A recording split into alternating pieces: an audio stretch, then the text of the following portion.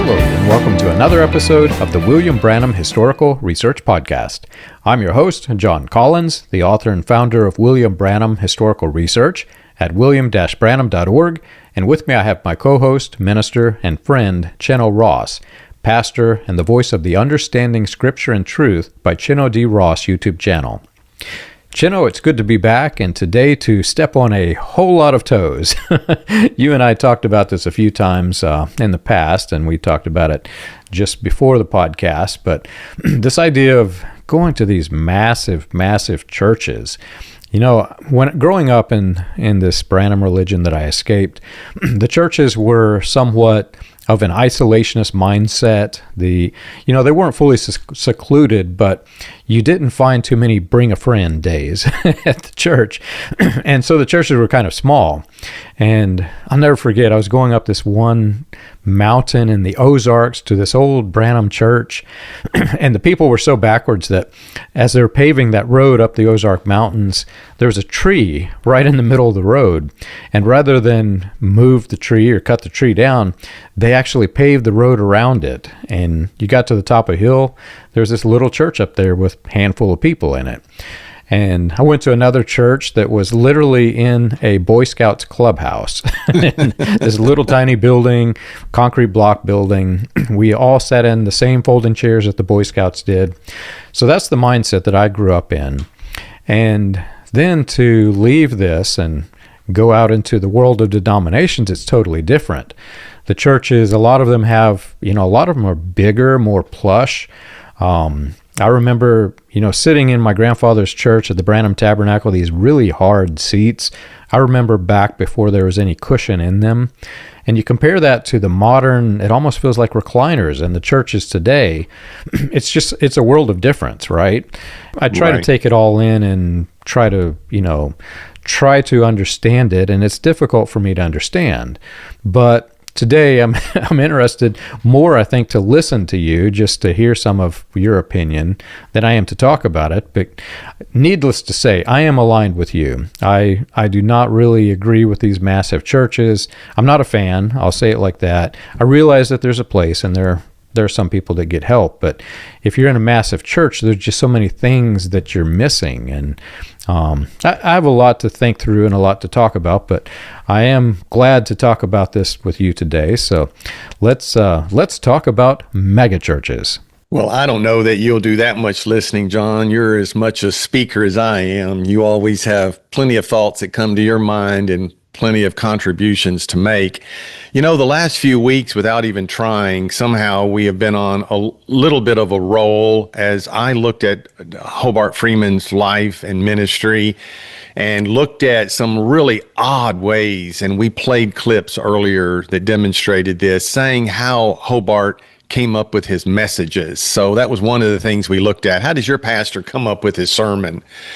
And for Hobart, it was, either preparation versus inspiration. And he always chose inspiration over preparation, as those clips would say. He said that God had told him back in 1967, if you ever need a message, just sit down and I'll prophesy it through you. And so he would prophesy to himself. I literally shake my head at the foolishness and childishness of this. Then he would write it down, and then that would be a sermon, and he would go preach that to the people. And I've often said, when you hear the sermon, you can definitely tell that came by prophecy and not by any kind of preparation in the Bible. But I think ministers like Hobart, they're reading their Bible, but they're reading their Bible as though they're still living in a biblical day. And we're not, as far as the canon of Scripture is concerned, is closed. And they see how Moses got the 10 Commandments. Well, he just went up on the top of a mountain, and God with his own finger wrote them in a tablet of stone, and he brought it back down. And how Isaiah and Jeremiah, they got their message by inspiration. And how the Apostle Paul, he said, I didn't get any of my stuff from any man. I got it by direct revelation, in Galatians 1. So ministers think that's how I'm supposed to get my message, is just by some kind of divine inspiration. And that's really not the way this works. And another thing then we looked at was, if that's how your minister gets his sermon, then how do you pick your minister? What are you looking for in a pastor? And let's just be honest, if a pastor is going to preach messages by prophecy that he got on Wednesday, I could do without that. No thanks. I got plenty of prophecies I need to be understanding, and they're written in the Old and the New Testament. That'll keep me busy for my lifetime figuring out those prophecies. And, I remembered that in seeking a particular pastor, how do you go about, what are your qualifications, conditions in your mind as a Christian person for a minister? One of my adult children and his spouse were without a church and wanting to go and looking at different types of ministers. And, they ended up not where they really wanted to go, but they ended up at a little out in the middle of nowhere, as far as I know, country Baptist church. And the pastor of this Baptist church, they actually stayed there for a couple of years. And it did not teach all of the doctrine that they were looking for, that they believed in or were interested in. But the important thing about this church was that pastor. It was just, he was a no-name guy. No one would ever know him. And sometimes I think those are the diamond in the rough. When he came to preach, he preached expository sermons. He would take a passage or take a chapter, even take a book of the Bible, and he would, to the best of his ability, patiently work his way through it. So in other words, he was not trying to entertain the people. He was trying to educate the people on what God's word said. And, my kids got a lot out of that. They didn't agree with all of it, but they got a lot out of it. And they appreciated the fact that this minister was trying to shepherd the flock and actually have something to feed them and to offer them come church service. And also, he was just a humble person. It wasn't all about him. If they had a church work day, he was just as involved out on the church lawn, picking up limbs as was everyone else. So they got to see a minister who's no glorious six-figure person, but who was a real human being who really cared about the people. And, they stayed there for several years. So what I want to come to today is we passed this pastor's sermon. We're through the pastor himself. Now, what about the church? So what type of church? And I am particularly, John, thinking of a size. What size church is out there today? And what size church are people looking for? And by size, I mean that. Numbers, bigness. And in every church, you're going to have some good people and some bad people. I don't care if it's 20 or 200. In every church, you're going to have some good, some bad. If you've got 20, let's hope that 18 are good and maybe 2 are peripheral members. In every big church, you're going to have lots of good people and you're going to have lots of bad people. When you come to a mega church, I'm talking about a church in the thousands, then this principle of there are going to be some good and some bad is just multiplied. And is that not the new American phenomenon? I don't even know when it began, but it is a big deal today, and that is the so-called mega church, where we're talking about members in the thousands. Faith Assembly at its height had as many as 2,400 people. I don't know if you call that a mega church by today's standards, but 1980, that was a really big church. And what do we have out there today? But they're at 5,000, 10,000, probably some churches as many as 20,000. I don't know how many people are at Joel Osteen's church in Texas, but I'm sure it's, way up there in thousands and thousands. And I just wonder, have the people who are attending these churches mentally processed What all is involved? What is it that's leading them to that? I think our own culture is just obsessed with bigness. You take from when I was a kid, a single serving portion of a soft drink was in a glass bottle. We didn't get it very often, and it was 6.5 fluid ounces. We lived in Mississippi. We'd go visit my father's parents, so my grandparents who lived in Indiana, in Vincennes, in southern Indiana. And every time on the way up there, we'd make the trip. We'd stop at this little gas station. We'd go into the vending machines and spend, I don't know what it was, in a quarter and get a pack of crackers. And then the whole treat of the trip was to put money in a machine and get a glass Coke bottle, 6.5 fluid ounces. That was our soft drink, and we were glad to have it. Well, today that wouldn't even make the fizz on the top of these jumbo 32, 64 ounce soft drinks. Our whole culture is just obsessed with bigness. Somehow bigger is better. That's just the way it is. The bigger home, the bigger car, the bigger income, the bigger everything. That numbers, we judge success by numbers. And as a result, people just covet that. So instead of, having a normal church, whatever that is in everybody's estimation of 50 people, 100 people, 200 people, we're not satisfied with that. We go to this mega church with thousands of people. You don't have a worship leader, which is what all the other smaller churches have. You have a worship team.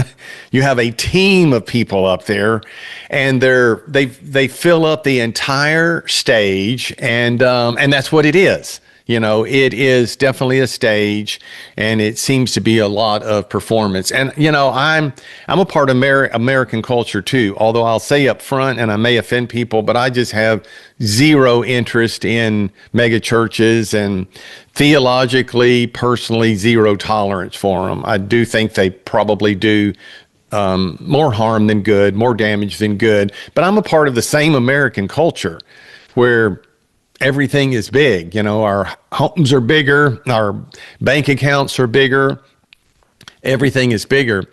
Let me tell you an interesting story, completely off the subject, has nothing to do with church or God or religion or the Bible. But speaking of bigness, John, that I also own a high-end custom cabinet company, and that's what we do. We make custom cabinetry.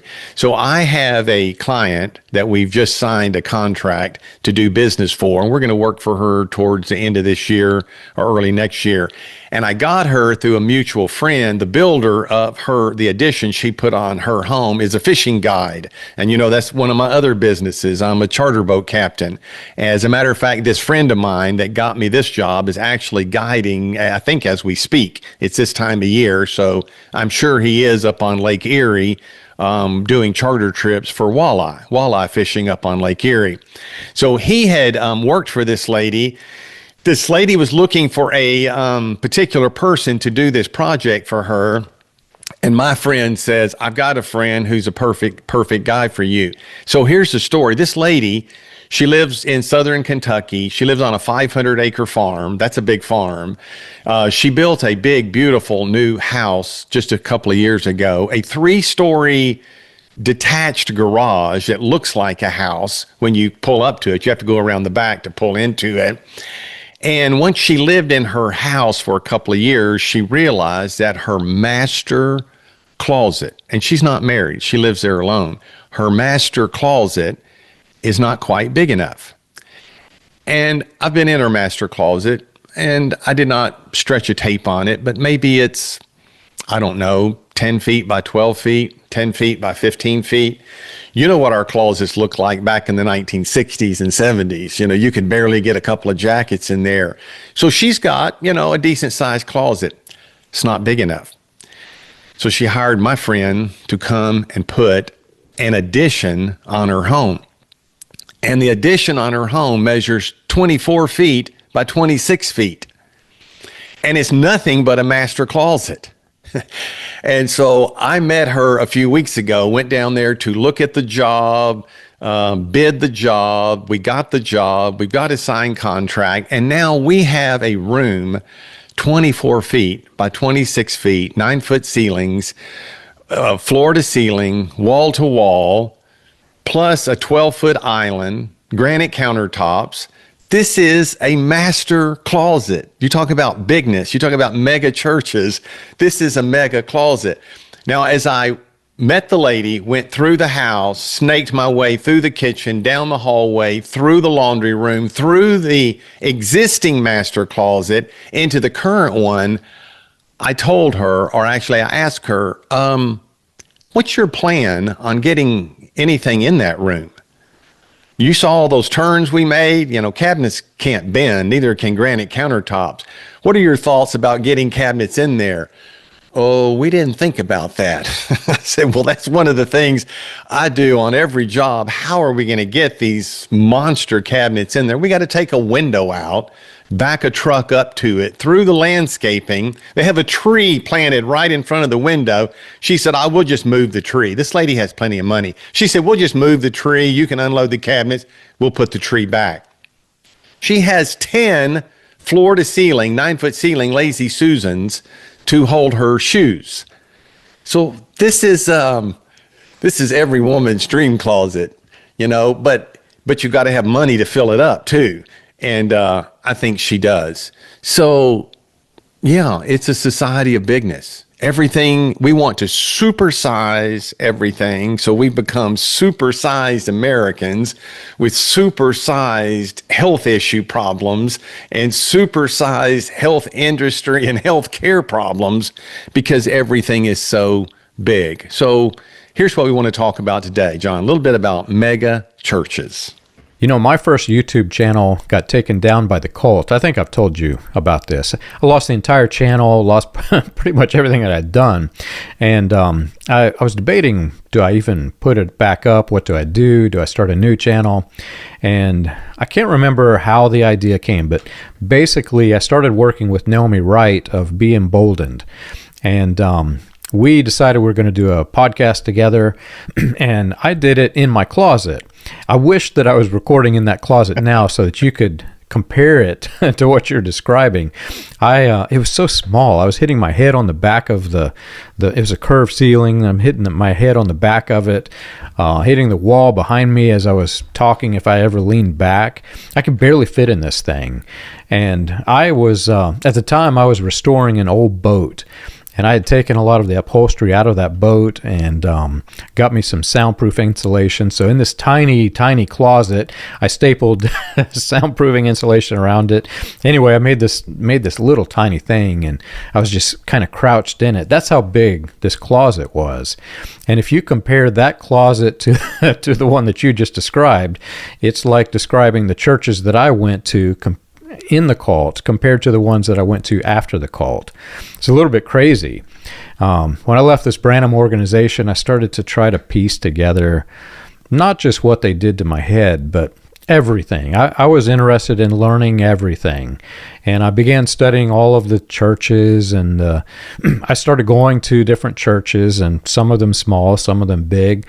One of them, the people call it the nickname Six Flags Over Jesus. I went to that one, and it was one of the lists that I wanted to try out. And, I think as I began to go through this, I began to get curious about just the churches themselves, the buildings. Why in the world am I in this big building that they call Six Flags Over Jesus? Because it's so massive. And I started studying the histories. I think was Charles Spurgeon, for example. I think his church was one of the more massive ones of the time, but it was like 5,000 people. It's nothing compared to what we have today. That was a good-sized church for its era. But if you fast forward into the revivalist days, you had people like Billy Sunday, who was packing out 10 to 20,000 people in some of his revivals. Now, that wasn't a church. That was like in tents or arenas. But that's a lot of people, right? William Branham worked with F.F. Bosworth, and Bosworth was a faith healer. He was packing out, I think I read I think it was up to 16,000 people that were in some of the meetings he was attending. But he also attended or held revivals in the Cadle Tabernacle in Indianapolis, which by some accounts is the first true, real megachurch.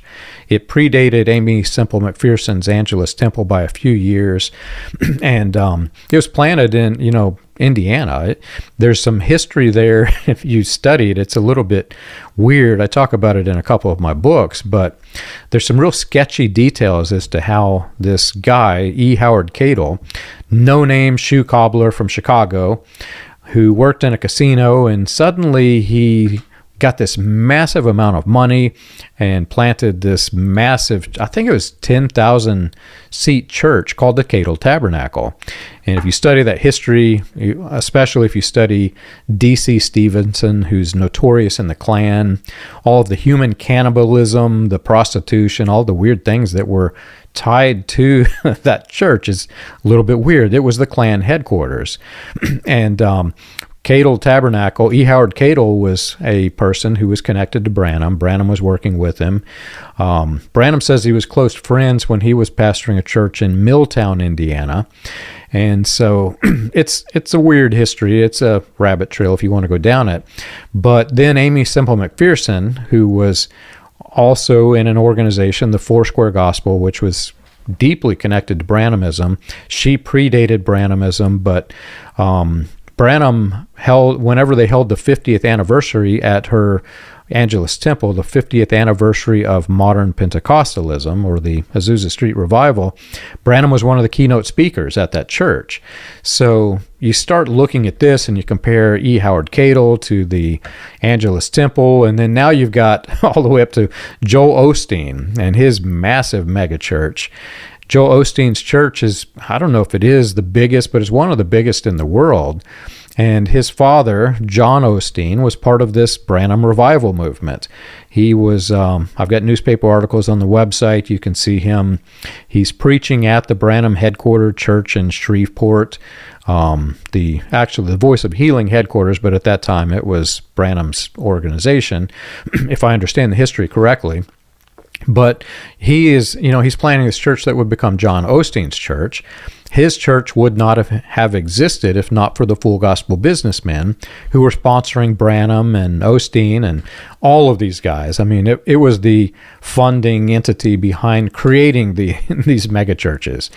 So, if you study this and you study this network and understand that they're all kind of tied together in this weird history, it raises so many questions. And the biggest one that I have is, what on earth does all of this really have to do with religion or Christianity?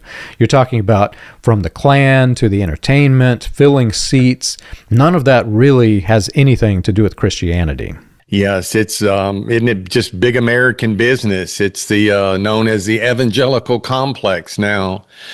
So if you, John, or I, or any of our listeners, if you're driving down the street, you're driving down Willow Street in town, and you see two churches, which one are you going to go in? One of them is in a little nondescript building, and it's got 15 cars parked outside, and you drive another mile down the street, and there is a stadium, a coliseum, with parking attendants and security, and I mean it is a mega church. What would you choose? What would you choose, the little church or the big church, if they're sitting side by side? And they are. Those big churches, such as the one you referred to earlier that I have attended a few times, Six Flags Over Jesus in Louisville, Kentucky. And there are other Six Flags Over Jesus in other states and cities, but that one's not far from where I live and not far from where you live. And I mean, that's a good nickname for a church like that. It has other churches in that neighborhood that are small, that people obviously go to. So which one would you choose? I think people have different reasons for choosing big. And it seems to me that one of the reasons is, again, it goes back to our culture, that people interpret bigness as goodness, that they interpret bigger as better. They interpret numbers with success. I mean, you have had success in the numerical sense, whether you have success in God's eyes or in people's lives. Those are probably different standards, and there are different criteria by which you would measure that. But as far as just American big business, the evangelical institutional complex, you've definitely hit a home run if you've got a 5 or 10,000 member church.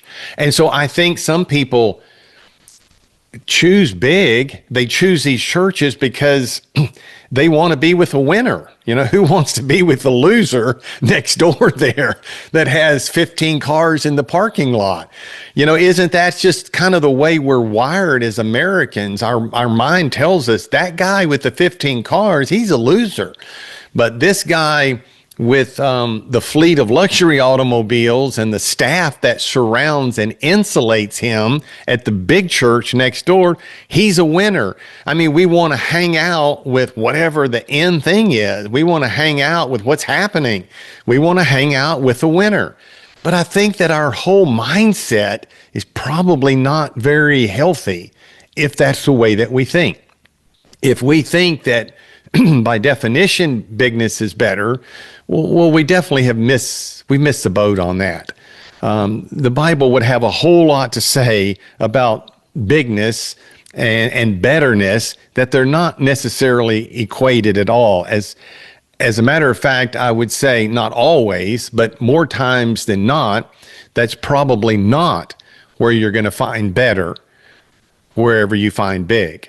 It's very well possible that the guy next door with 15 cars in the parking lot, it's very possible that he's a better pastor, that he's a better preacher, that he's a better leader. I mean, how can you just cannot automatically say because this guy has 15,000 church members, that makes him somehow better or more worthy of being followed. That is strictly a numbers game. And a numbers game is just not a valid game to play.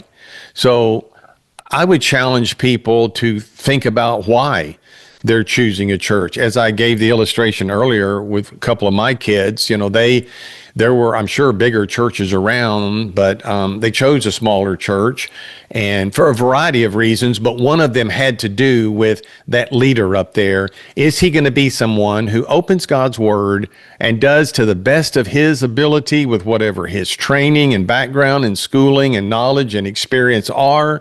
Is he going to try to feed us the word of God? And that is exactly what that man did. I've never met the man, don't know him at all, but I trust my kids' opinion. And they said, you know, Dad, he was a great minister. He's just a Baptist country minister. But would they choose him and going to church there over the pastor at Six Flags Over Jesus? 100 times out of 100 they would, because they know we just stand a better chance of really being fed God's word and being cared about by the church leadership. So that's one reason. Here's another reason that I think, and that people choose a big church. And this could have some validity to it, as maybe we will investigate and dive into. And that is the fact that a big church, and people really need to think through this, a big church affords anonymity to people. You know, if you are a shy person by nature, you probably would rather go to a church where the microscope is not going to be on you because you're one of a dozen, where when you're one of 12,000, you can literally disappear. You can blend right into the woodwork and no one will even know you're there. So it's a great church for shy people. It's a great church for, I think, people who want a dose of God. They just want a spoonful of religion, but they don't want to have to get involved and participate and anything be dependent upon them. If you're in a little small group of people, if you're in a small group, because it's small, everyone depends on everyone else. If you're in a big group, as long as we have a few big dogs, they'll just run the program for everyone. So a big church offers the anonymity that shy people are looking for. And there are just shy people out there. I'm not one of them. I don't think you're one of them. You tell me that you are, but I don't believe that. I'm not a shy person. I don't want to go into a mega church and be able to just blend in. I want to know the people and I want to know what's going on there. But I've also wondered this, John, and you would probably know more about this particular topic than I would know. I wonder, I hate to just paint with it too broad of a brush, and it's something that's just never wise to do and say, every single mega church is wrong. I probably could say that, but the other statement is you should never, ever go to a mega church. That might be painting with too broad of a brush, because I have wondered about people who have escaped some of these cult backgrounds. And I think these people go through a period of their life, and maybe they go through it for the rest of their life, but at least a short period of time where they don't want to be inspected weekly by the pastor and other members. They're trying to get their feet back on the ground of what is church? What is the Bible? What is God? They've come out of something where they were manipulated and massaged and managed by the pastor, by the church, and by the church leadership to get them to believe this and don't go there and don't do that and this is what you must do. And, guess what? If you just go into a big mega church, you just disappear. Nobody even knows you're there. So you get to experience maybe some, I don't know, I haven't ever done this, so I'm not speaking out of experience. I'm speaking out of I suppose this probably could be true and has been true in people's lives, that they could go into a big church and disappear for a period of time as they try to sort out what their background was and where they want to go from this point forward. But again, let's paint the picture of the little church and the big church side by side. One you're going to have to be a part of. The other you don't. Which of the two are you going to choose, and why are you going to make that choice? Have you ever wondered how the Pentecostal movement started, or how the progression of modern Pentecostalism transitioned through the latter rain, charismatic, and other fringe movements into the New Apostolic Reformation? You can learn this and more on William Branham Historical Research's website, william-branham.org. On the books page of the website, you can find the compiled research of John Collins, Charles Paisley, Stephen Montgomery, John McKinnon, and others, with links to the paper, audio, and digital versions of each book. You can also find resources and documentation on various people and topics related to those movements. If you want to contribute to the cause, you can support the podcast by clicking the Contribute button at the top. And as always, be sure to like and subscribe to the audio or video version that you're listening to or watching. On behalf of William Branham Historical Research, we want to thank you for your support. I'll never forget, as I was trying out different churches, I was also running my business. I was doing executive level consulting. So I'm meeting with some of the more elite people in Louisville. And I met this one guy. I'd known him for years, actually, but we were sitting down talking, and he could tell that I was going through some stuff. It was written all over my face, and he asked me. So I explained some of the cult stuff that I was doing. He says, well, you ought to try out my church. I go to, and he named one of the churches. I'm not going to give the name. And I sat there. At first, I was scratching my head. Why on earth does this guy go into church? He does not seem like a church-going person. I'll just say it like that. And it's fine. I'm glad he went. But when he named the church, it was one of the larger churches that you can attend in this area. And the way that he described it, he was going because there were other people in his business circles that were going to that same church. And so I began to piece together that going to church for the average person is just a community. Going to church for an executive level, very wealthy man, it's more than that. It is a way to connect with other businessmen.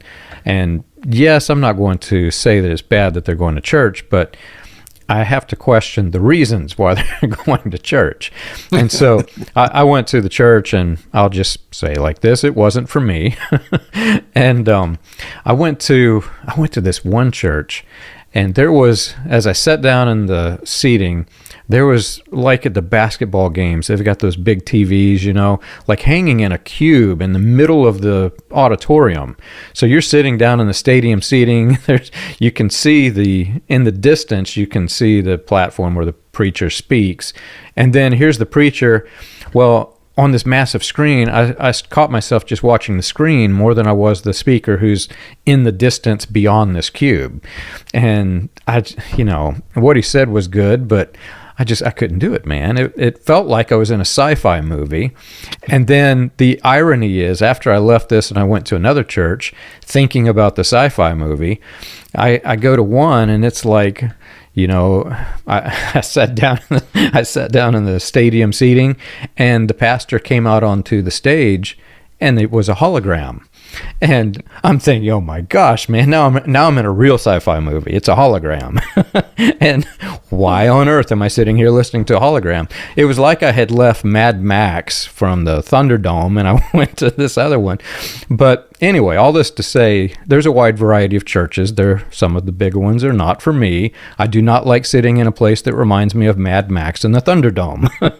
I'll just say it like that. But you mentioned people who go because it's a good place to hide in a crowd. There's two things that come to mind.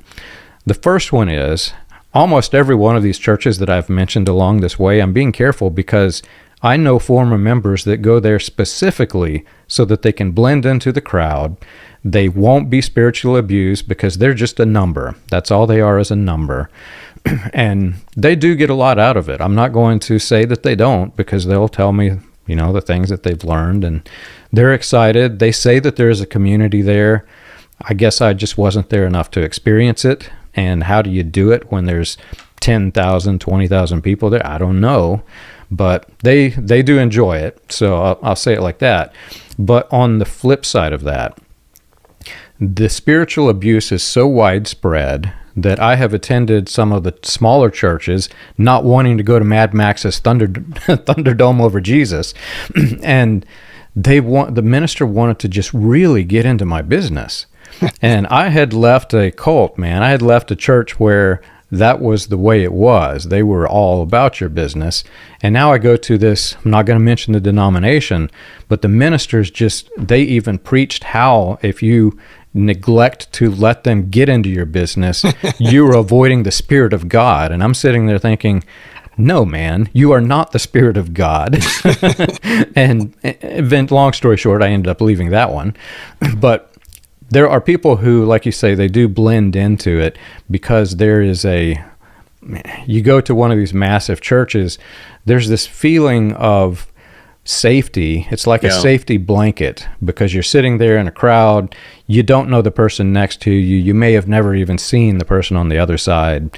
And there's a security blanket in knowing that you're not going to be spiritually abused.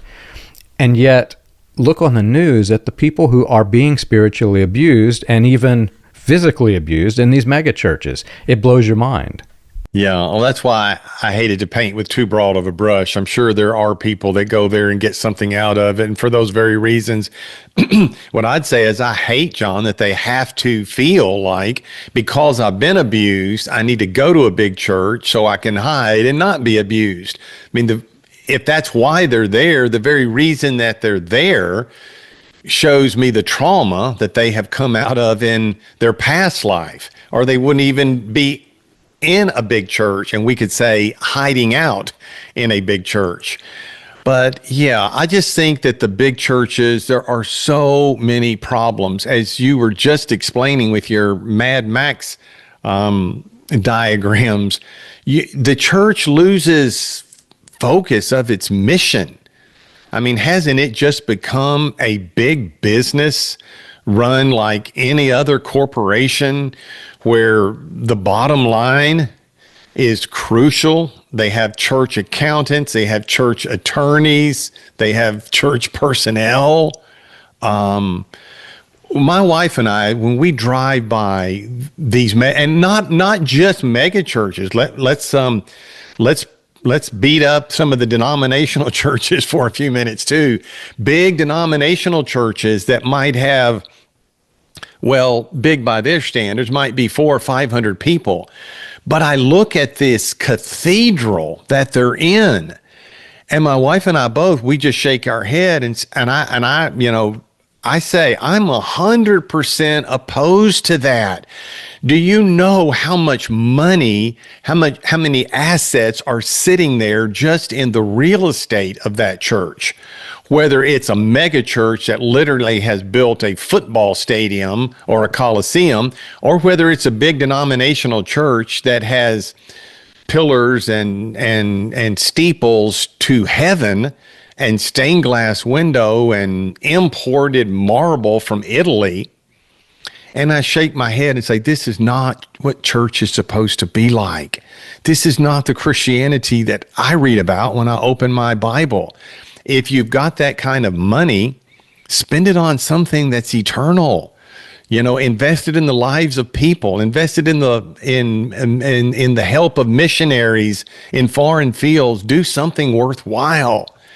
But they pour all of this money into these enormous buildings, and they're so proud of that. And so who is going to put up a pole barn and call it church? It's embarrassing. And we can't attract people. We'll see, what are we back to? We're back to how many people can we attract? We're back to playing the numbers game here. Let's build a complex, a structure that's attractive so we can get people to pull in here off the highway and attend our church. If you had a church of 500, why couldn't you put up a very modest building at minimal expense? That's what I would be all about. And that seats the people comfortably, that has heating and air conditioning. I'm not going to go third world on you here. We're in America. Let's try to be comfortable where the people have a chair that they can sit in. They don't do that because I know I have talked to people overseas. They'll walk for miles and sit on the floor and listen for hours to a guy preach. Well, you can't get away with that here in the United States. We live in a totally different environment.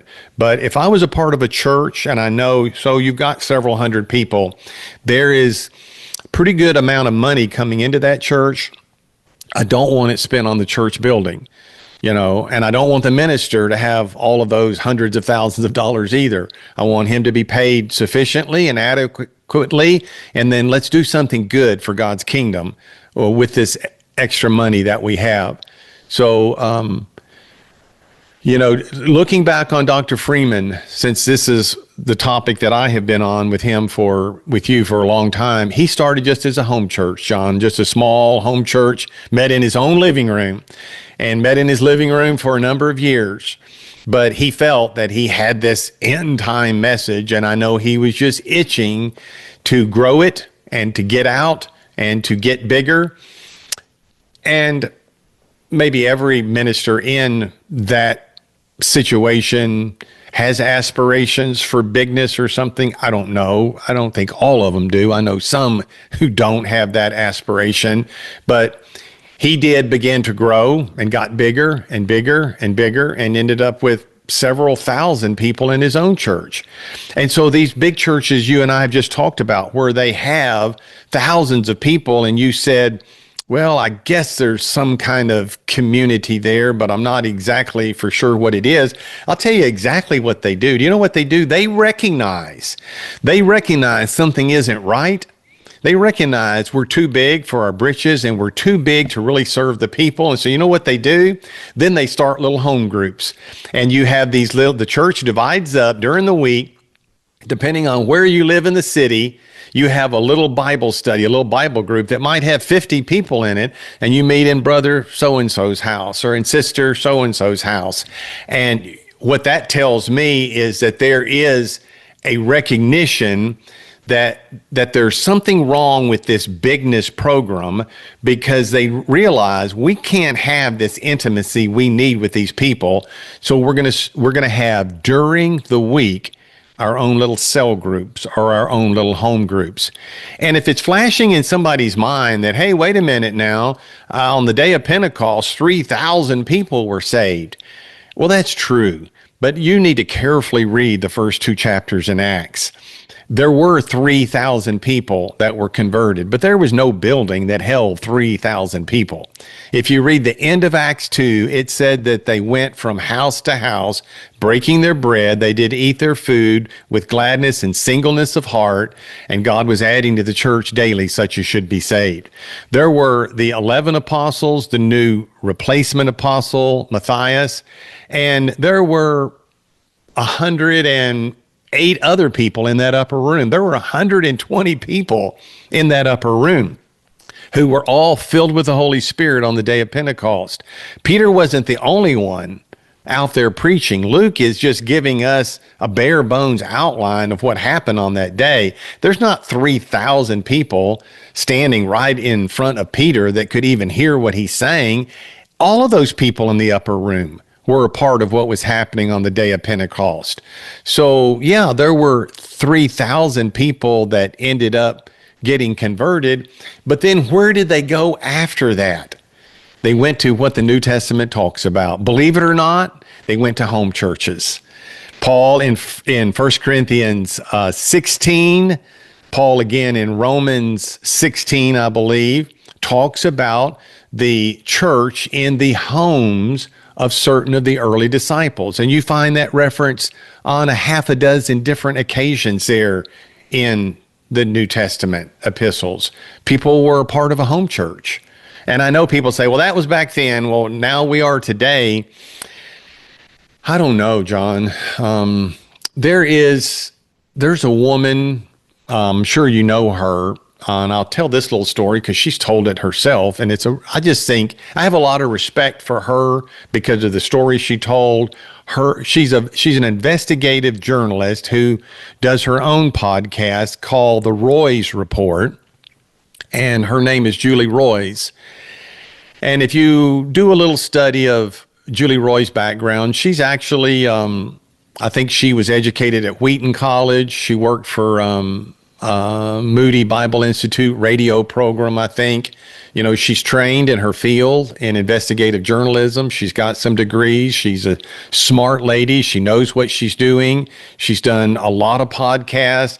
She did podcasts. She was doing some investigative journalism working for Moody Press when she found out some things about people at Moody Bible Institute. And when she shared that, she lost her job.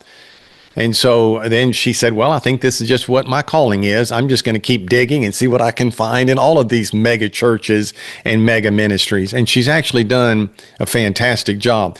The point I wanted to make about Julie Roys is I'm pretty sure that she comes from a vineyard background. So she comes from this charismatic Pentecostal background, was a part of a vineyard church. And, the vineyard movement, we haven't talked about it, but you've talked about it with other hosts, John. The vineyard movement is, a John Wimber, a California, big movement, and it's been spread all over the United States and around the world. And I'm fairly certain that Julie Roys was a part of the vineyard movement. So she was in a vineyard church of, I don't know how many people, but I do know this, that she got out of that. And the latest that I heard her say, she is a part of, a home church in Northern Illinois. So here's a big personality, quote unquote, who wants to try to do things as biblically as possible and decided, I don't want to be a part of this thing that is big anymore. As I open my New Testament, I read, greet Aquila and Priscilla and the church in their home. And that's what we read. We read it in Colossians 4. We read it in Philemon. We read it in 2 Timothy 3. There are at least a half a dozen different passages in the New Testament that help us understand, there might have been 3,000 people converted on this day and 5,000 converted on this day, but they did not join a 5,000 member church. They were all broken up all over Jerusalem, and eventually all over the Mediterranean world. And guess where they met? They met in the homes of other believers. And what do you think that does to the bottom line financially? You don't have any investment in some mega complex or building because you're meeting in someone's home, in a fellow Christian's home. So I think one of the biggest problems of the mega churches is they've lost the total idea of what the mission of the church is, and they are simply patterning themselves after bigness. And you almost can't have a big mega church discussion without involving C. Peter Wagner and the church growth movement, because that's really where this is coming from. Yes, there were large churches, Amy Semple McPherson, but we're talking, that was 5,000 when that church opened. Consider 5,000 compared to 100,000. And some of I don't know what the number is. Joel Osteen's church, look at the crowd and you can tell that there's a lot of people, whatever the number is. And Wagner and Wimber, part of the church growth movement, they wanted to spread the idea that we need to convert the masses. We need to do it quickly. We need to get a lot of people. And they started using entertainment to bring the people in. One of the forms of entertainment was worship music, which we've talked about in other podcast series that I'm doing. So you had this initiative to grow the church. But when I began studying this, part of the reason why it fascinated me and I wanted to go down that direction is because I had also studied the Spanish Inquisition and watched what happened whenever you tried to forcibly convert a whole mass of people. What you end up with is not Christianity. You can say that, yes, they called it Christianity, but that's not really what it was. And I have to sometimes wonder when I look at the church growth movement, what is it? Because, yes, there were some Christians that are converted. I've talked to a few who they say that was their conversion point. They don't agree with everything that they saw. But then I've talked to others who they were like, I was just a number in a crowd. I was happy in that crowd, but I can't say that it was really a Christian crowd, and they're now in other churches. So for me, the question was just, why does this exist? Why were they doing it? What is the initiative? And every trace of history that I go down, every thread of history, when you end up at the very end of it, there's always money at the end of it. And I don't get this. Why, if it's Christianity, why are you after money? What is the reason behind that? Now, in the church growth movement, it is it's a study that you can't really sum up in one podcast, but money is required for the community. You have to build a community. It's literally, you're operating a church like a business. That's the church growth movement. That's right. You have to. But then once you build the community, you have to have all of the supplies that you have to support your community. And essentially, these things become much like little cities. And the people who are in it are a community of the city within a city, which also reminds me of John Alexander Dowie's Zion City within Chicago, until it overgrew and now it's Zion City, Illinois. I have to wonder if it's not that same mission. Are they trying to create their own culture and cities? And then you look at what it developed into, the New Apostolic Reformation.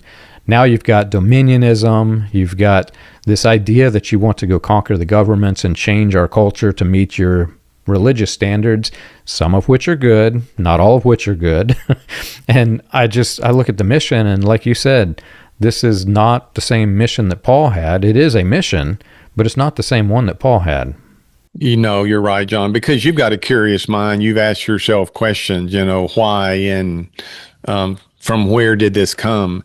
And Dr. Freeman didn't go down all of these paths, but if his church had been 3,000 or 4 or 5 or 6 or 7 instead of 2, he wouldn't have objected. They would have just built a bigger building, and he would have railed even harder. I mean, what does this bigness and power do to the people in top leadership? What do you think that does to the psyche of a man?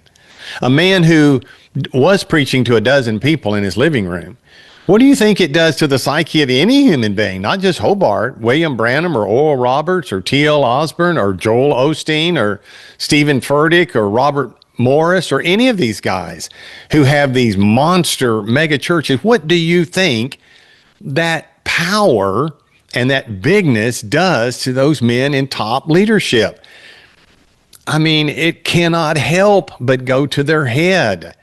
You don't ever find any of them saying, and so this should be proof positive right here. Look, 2,000, that's enough. We're going to draw a cutoff line. No more people can join the church.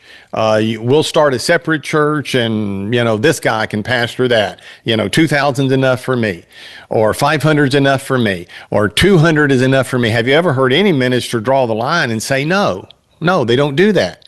Well, they don't do that now. I do know if people would study some of the churches in the Reformation era in Geneva, Switzerland, they were very concerned about the shepherding of the people once they were converted from Roman Catholicism, and they didn't want to just have another Rome, another giant church.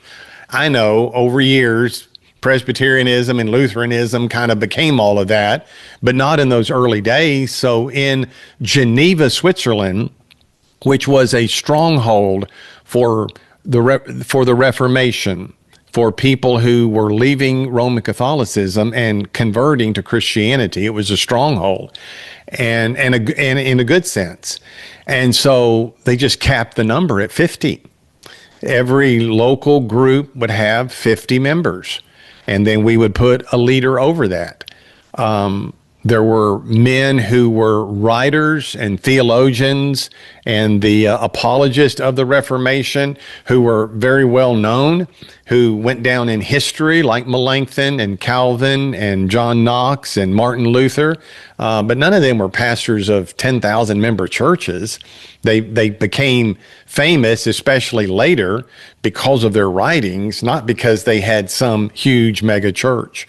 So I don't know. I never heard Hobart being willing to dial things back. I actually heard him say earlier in his ministry, and we won't take time to play that now because we've got plenty to say without that. But when he was small, he only had 250 people at the Glory Barn. He said, it's wrong for a church to get big. And he said, we should never grow 10 times this size. If we were going to get big, we'll just split the church up and have multiple churches. Did they ever do that? No. Because once you start down that path, you just can hardly resist the draw and the pull of the power that it gives you. So these leaders of these big churches, John, are just surrounded by, yes men. Hobart was surrounded by 40 or so word ministers, quote unquote. You couldn't get through to him. Those ministers were there as any of the entourage around ministry in a big church to protect the brand, to protect the image of the church, to make sure you can't get to and get through to him. You have a complaint against a minister, good luck. You'll lose every time. Nowadays, the only way people have been able to win against people like Robert Morris, who's been, I think, tried and convicted and sentenced, the only way you can win is, with audio tapes and with documentation. Prior to documentation, it's just your word against big, powerful leader, and you'll lose every single time. You don't stand a chance. Because of cell phones and videotapes and emails, people now can be held accountable for some of the stuff that they have done. But I'm afraid that the big groups, because of the power of the man in charge, soon become what I call, and I didn't come up with it, the cult of personality. I don't know who first coined that, but it's a great term, the cult of personality. Whenever you have a charismatic, small c, persuasive leader, a dynamic leader who has personality or who has something there to offer, then you're going to have a cult of personality, and you're going to have people attracted to that. This person thinks that they are, we've talked about this before, John, they think they're more important than they really are.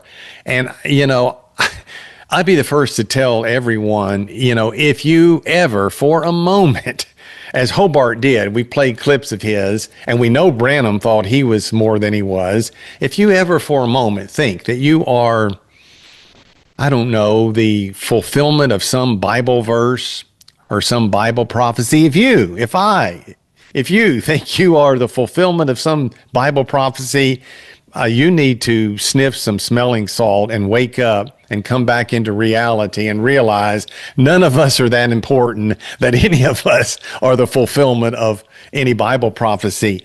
We say that, John, and laugh about it. But people like Hobart, they are so into themselves. The more the following increases, the more legalistic they become. The more legalistic, the more control they have. The more control they have, the more power they have. The more power they have, the more they feel like there's no way I could have all of this power unless I am a really, really, really significant and important person. So significant that maybe Malachi prophesied about me. Or maybe the Apostle John wrote a verse about me, and I am going to be the fulfillment of this in the last days. Just get over yourself. Come back into reality. Get your feet back on the ground. None of us are that important. So here is another problem, I would say, John. It's just the fact that the power is going to corrupt the leadership at the very top, and this leadership is more interested in themselves than in the people. And because we've got 5,000, 10,000, 20,000, the whole analogy that the Bible uses of the shepherd and the sheep, Paul uses the body, the human body, as an analogy for the local body in 1 Corinthians chapter 10, where you have an arm, an eye, an ear, a tongue. Paul said, if everyone were the tongue, where's the hearing, and vice versa.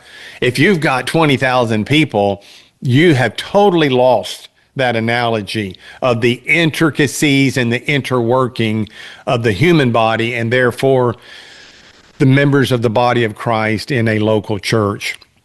I am a huge believer, if you cannot tell, obviously, of a small local church. And as soon as you say, as soon as you define with a number what small is, then you've created your own definition. Small is small and big is big. I don't think you can possibly shepherd a large group, not the way the Bible intends for us to do it. And I don't think you can really experience the Christian life as God means for you to experience it if you're in a big church. But I think both of those things can be fulfilled in a small group. In a small group, guess what? You got to interact. You don't have to be the most loquacious in the group. You can be at the shy end of the spectrum. But if you're in a good, small, local church, then you have a leader who cares about your soul. He's not there for the money, obviously, because there's not enough people there for him to be there for the money. He cares about your soul, and you're with a group of people. If they're good people, you're with a group of people who love you. You love them, and you're all there for each other's benefit. Away with all of these programs and this nonsense and this mega madness out there. And I would encourage people to return to the New Testament pattern, which is a pattern of the church in the home. For me, I have a hard time going to a large church like this because it becomes, without question, a cult of personality. There is not a way that you can have this many people and not have it turned into a cult of personality. It just doesn't happen. And that term, interestingly, comes from, our usage of the term, I should say, comes from Russia. It was in a famous speech where Khrushchev was denouncing Joseph Stalin for two things. Think about this. He condemned Stalin for the excessive glorification of Stalin as a near infallible figure. And look what you have in these mega churches. Almost every one of them, once it grows to a certain size, the minister's infallible. You have to trust everything he says. It's just a mess. The second thing is he criticized the propaganda and the, I don't know what you call it, hero worship. That phrase, cult of personality, came from a term that it meant hero worship before this, basically. But Khrushchev, basically in his speech, the secret speech, he condemned the leadership, and he said it became an authoritarian style leadership and created authoritarian style systems. So if you take just those two things and then think about these massive churches, I have to say Khrushchev just would not approve. So I'll end with that. That's about all I have to say about that. But this is interesting. I could talk about the history of it for hours, and I guess I'll stop there. But it's crazy. I can't believe people fall for this. Yeah, me neither, John. I just think there's not any scriptural warrant for their existence. And I think inherent in their very bigness are just too many problems that cannot possibly be overcome. You know, people that are a part of a big church say, yeah, but, you know, we have $1 million budget for missions, so we can do good. But, you know, you're going to have the same amount of money if you split that church up 1,000 ways as you do. You still have the same number of people. You'll still have the same amount of money. It's just it's not all invested in one mega church and mega minister. I have never in my life been a part of a big church, thankfully. The churches, John, that I have pastored in different places have always been small, and I've always thoroughly loved every single moment of it. You get to know the people, and no, you can't, as you said earlier here, you went to one small church, but that minister wants to know everything about you. No, that's not his job. You know, you go to a small church, if you want to reveal something to the people or the minister, you reveal it. If you don't, you don't. That's your own business, and that's the way it should be in a small church. But you get to have someone who cares for your soul, and you get to have someone that you get to know. None of us know these big guys. We have no idea what they're doing behind closed doors, not at all. You get to know the guy if you live with the guy and live around the guy, and you get to know the other people that are in the church as well. So I'm a big believer in the New Testament church in the home. And the only thing I have left to say is it's a mess. I'm not going to condemn it because, like I said, I know people who are in these things, even the ones that I made the most fun of. I know people who are in it who are getting very good help. They have escaped a cult, and they're getting good help from the churches. So not going to go too far with my condemnation. And I really don't have any condemnation other than this is weird, man. Why would you want Mad Max's Thunderdome for your church? I agree. That's all I've got to say. So